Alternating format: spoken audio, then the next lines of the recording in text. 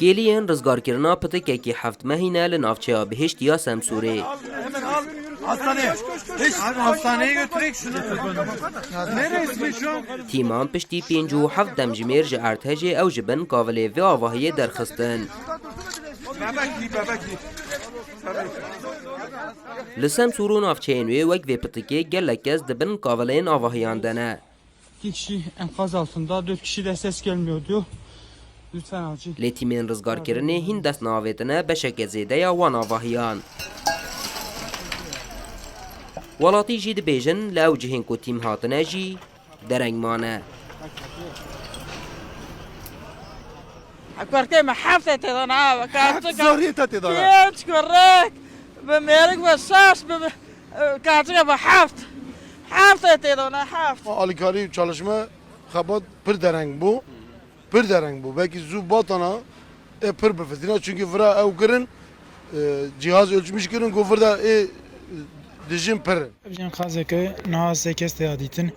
Em devirin ku tuafate u jtu kesinden alkaritune نشتجين فير بتشاكو كان بكسكيان بدفتين خوفه ولدن ولاتی کی اف دیمن جتاخا میمارسینان یا ناوندا سمسوره جو رو داوره شاندنه.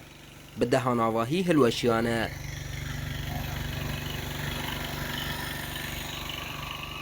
تیمک رزگار کرن یان آلیکاری خویاناکن.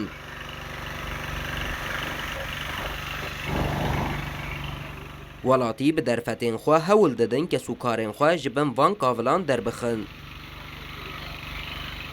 Şu anda biz Adıyaman Besni ilçedeyiz.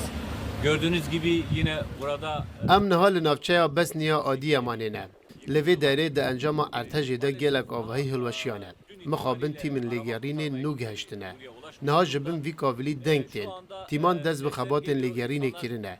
Lê piraniya wan bû deverên din hatine şandin û ev derhatiye ihmal kirin. Hewa gelek saraw ew kesên dibin van kavilan de bi saxî mane jî ji ber sermayê canê xwe ji dest dane. تهوی کار و خباتان لده پارێزگehên Bakurê Kurdistanê û Tirkiye bi hezaran kes ji roja erdhejê şeşî Sibatê ve dibin kavilên avahiyan de ne. Nerede bu devler? Akşamdan beri yağmurun altında öldük. Kesûkarên wan jî li pêşxaniyên xwe yên wêran bi saxiyan mirî li benda derxistina wanin. Hani millet? Ferdî sak Rûdaw. Baba Safat göre